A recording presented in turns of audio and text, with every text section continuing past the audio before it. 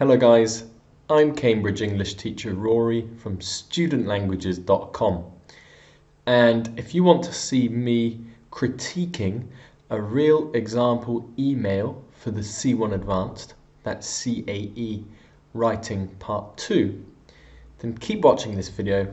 And so this will be a really good tutorial and a really good video to watch if you want to improve your marks for the Writing Part 2 emails. And don't forget to watch until the end of this video, because at the end I'm going to show you how you can access a CAE video course completely free.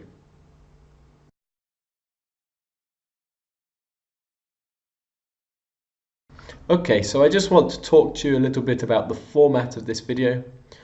So what I'm going to do is I'm going to show you an example question for an email in the CAE exam.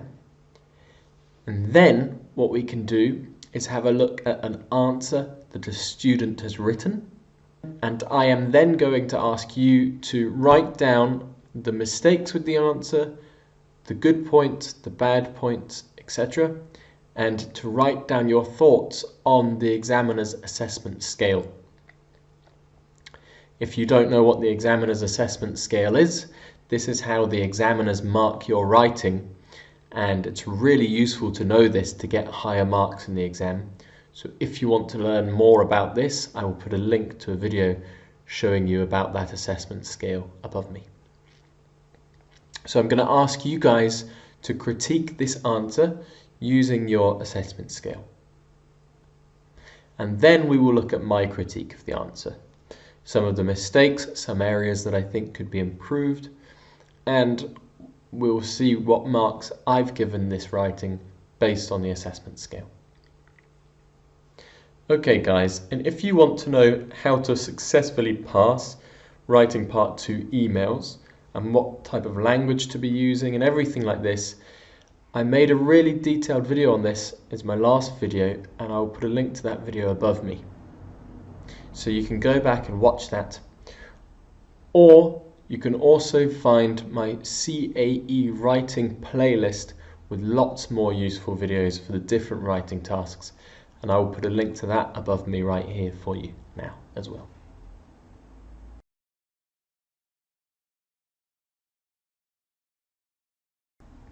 Okay guys, so let's get started. The first thing we're going to do is to look at an example question for an email in the CAE exam. And what I've done is I've taken a question from Flojo, which is another website, because this is the question that my student wrote their answer about.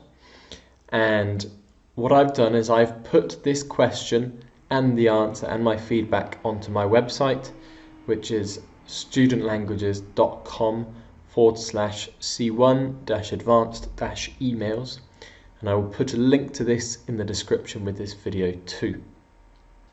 But if you go to that web page, it will look like this.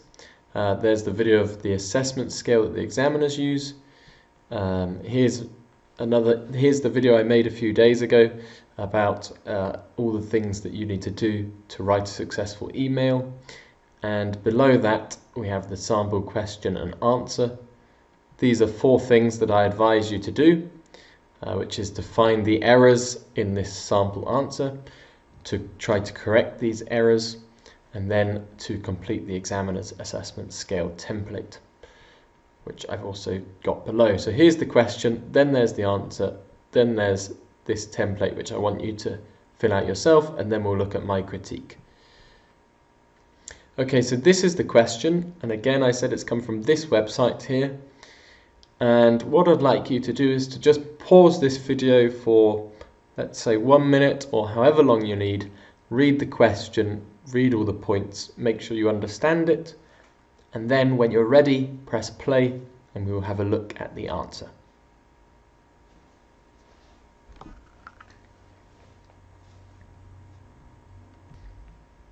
Okay, so hopefully you've done that, and now what we can do is scroll down and have a look at the answer.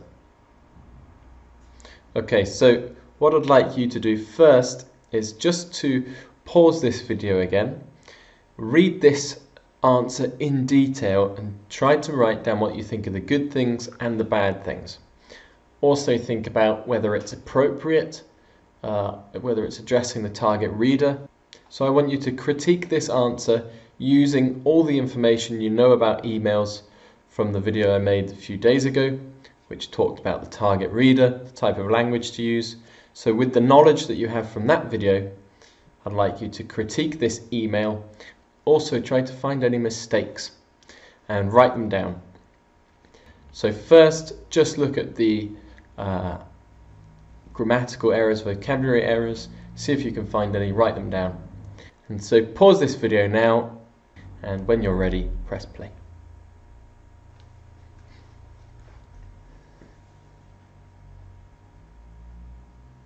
Okay guys, so hopefully you've done that.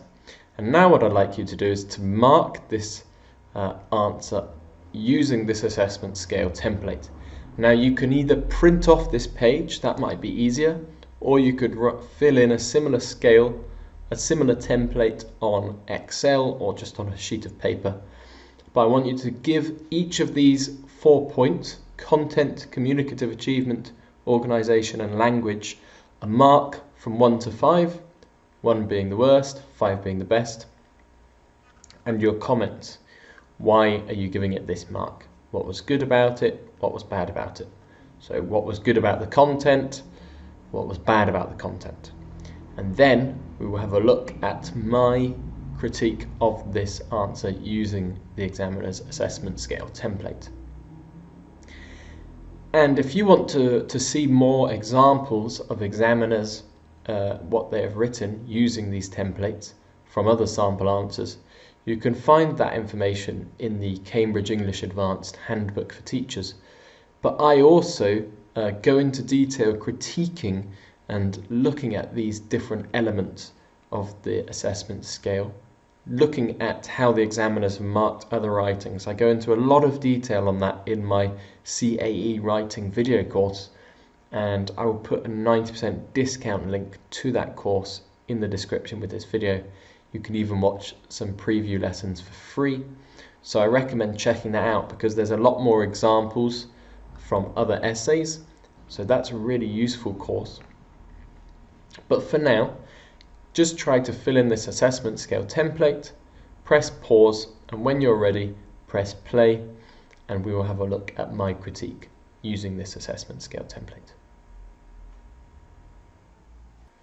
Okay guys, so hopefully you've done that.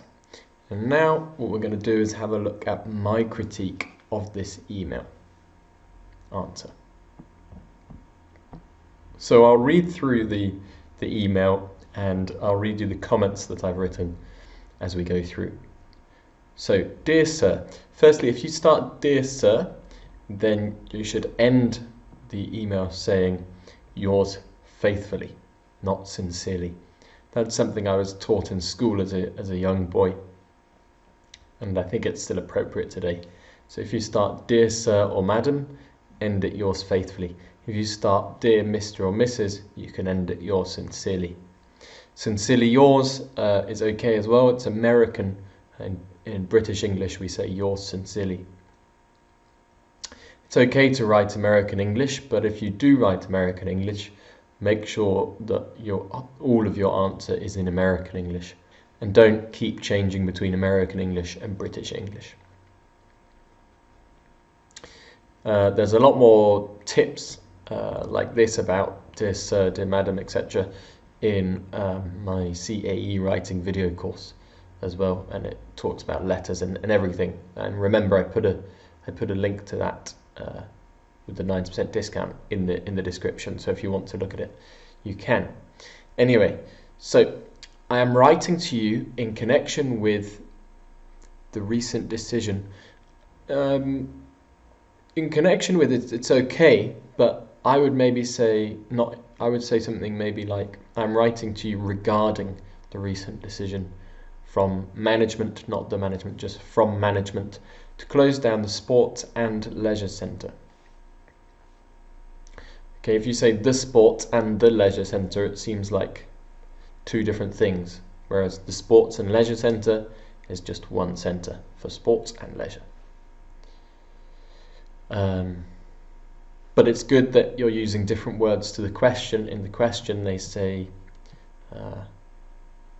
Sports and Leisure Club, and here we're saying centre, so that's good. That's good. Try and use different words if you can. I'll continue. Which I discussed with my subordinates in a meeting where they unanimously opposed the closure of the club. Good sentence. Very good sentence. Good English. Therefore, they want the decision, so I said you should add in to be reconsidered and to find some alternatives to cost cutting. And I thought to be a bit more specific, you could say in the company at the end. Some other alternatives to cost cutting in the company. And I'll go into more detail about this writing after I've read it, because we will look at my comments using the assessment scale where I talk about if it's a good introduction, etc. So, second paragraph. The first reason is that many employees visit, we should say the leisure club, because it's just one, so say the leisure club, and we know which leisure club we are talking about. So for that reason we should say the leisure club on a daily basis for different physical activities as well as mental relaxation. I say this is a good sentence, and the structure of the email is good so far, addressing the main points. Now, I was always taught not to start a sentence with the word because, or but, or and. So that's what I've said here. Because, don't start with this word. The games in the club not only keep them physically active, but they get mental relief too. I removed the word also because we have also and to after my comments in brackets. You see the word to, and we don't need also and to. We can just have one. So, but they get mental relief. Now, mental relief is not a common collocation.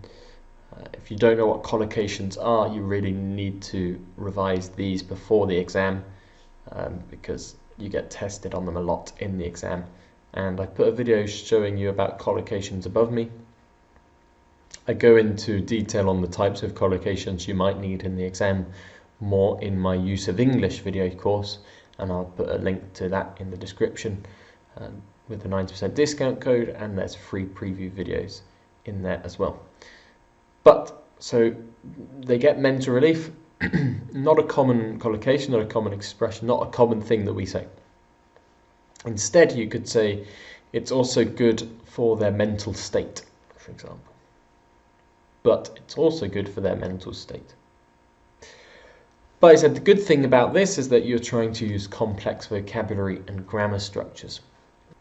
And it's good to try to use complex vocabulary and grammar structures in the exam. If you can, you will be rewarded for this. As long it doesn't matter if you make some small mistakes, as long as the examiner can understand what you mean, then they do like it if you try to use these complex structures. So it's a good thing to do. 2. So employees after stressful work throughout the day get many psychophysiological benefits which directly or indirectly enhance the productivity of the company. Furthermore, good linking word. It's good to use linking words, and it's good to link your paragraphs together and show structure. You get awarded marks for that type of thing. So furthermore is a good linking word. Scientific research. Research is an uncountable noun, so I removed the word a. Scientific research has proved that workers having no after-work leisure activities are less productive and creative compared to those engaging in such post-work physical activities. Okay. And we're using different words, after-work, post-work, that's good. The sales team, due to the pressure, I would say the pressure of achieving targets in general, not the target, but probably they have more than one target. So due to the pressure of achieving targets, struggle much with their focus on work. Then you say whereas, which is a good word, but I don't think it's right in this context. I would say maybe additionally or something. So we could say the sales, starting from the beginning of the paragraph, the sales team, due to the pressure of achieving targets, struggle much with their focus on work. Additionally, table tennis and swimming in the pool require a good amount of concentration, which could be, I say because it's not necessarily, but it could be helpful to develop focus in the sales employees. Okay. Many employees after a hectic work routine. So we're missing a few articles here. We need a because we're talking about one routine, and in the sentence before, a good amount. We say a good amount, a hectic work routine. Many employees after a hectic work routine want to socialize with their colleagues in an informal setting where they could share their daily challenges with one another. And in my opinion, there is no better place than meeting in the leisure club. Okay, lobby is a place. Lobby is like a reception in a room of a building, for example. So what we're saying is they meet in the leisure club, not in the lobby, but in the leisure club. And again, it's a good paragraph. I'll go into more detail about it after I finish reading. Thus, good word. On behalf of the colleagues, I would like you to change the decision and find some possible alternatives to cost saving. Okay, find out is a phrasal verb. It's like to discover information that you didn't know beforehand.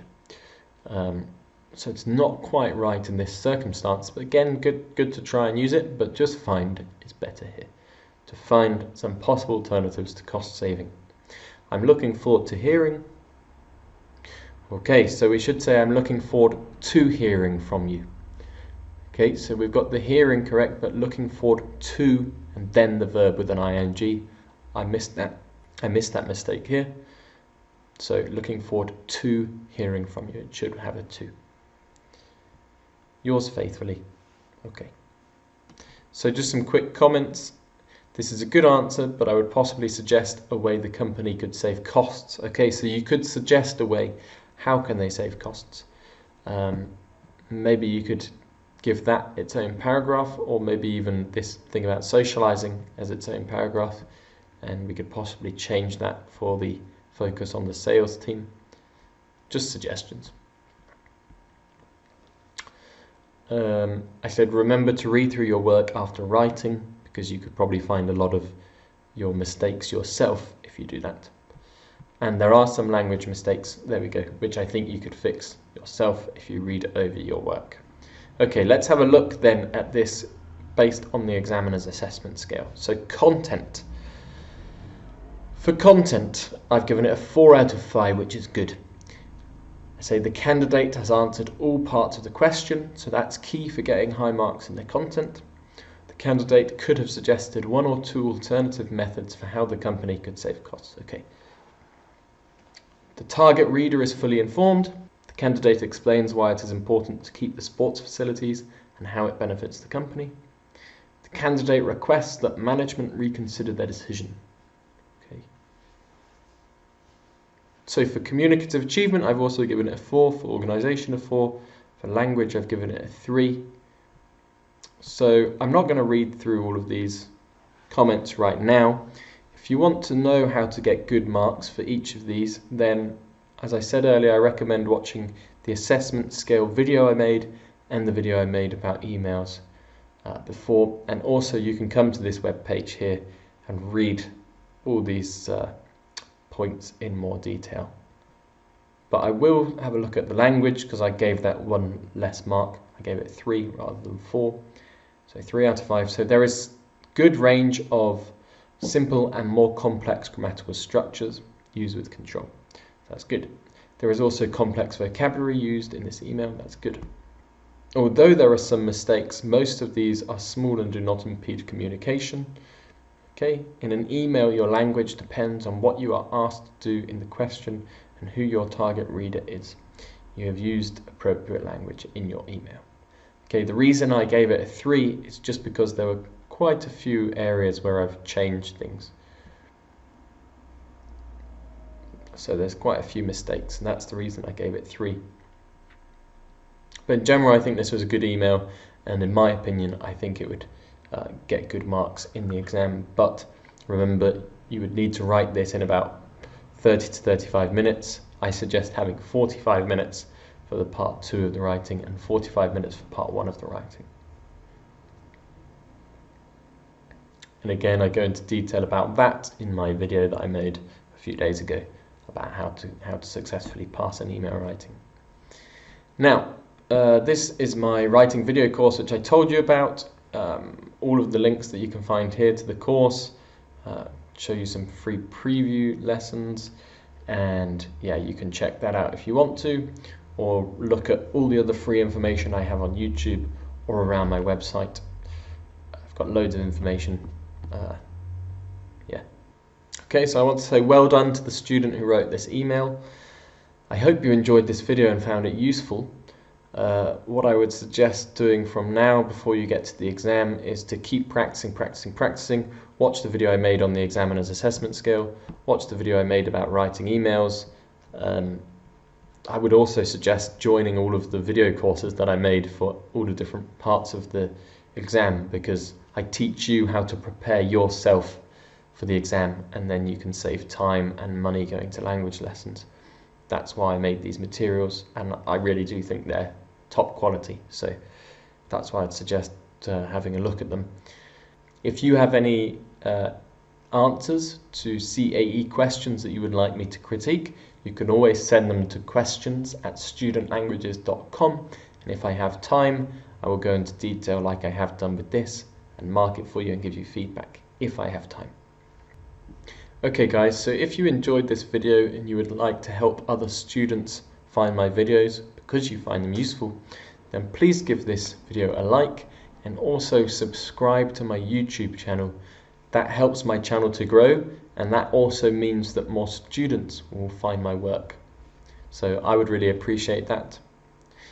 And if you want to access a free CAE video course, I'll put a video showing you how you can do that right here for you now.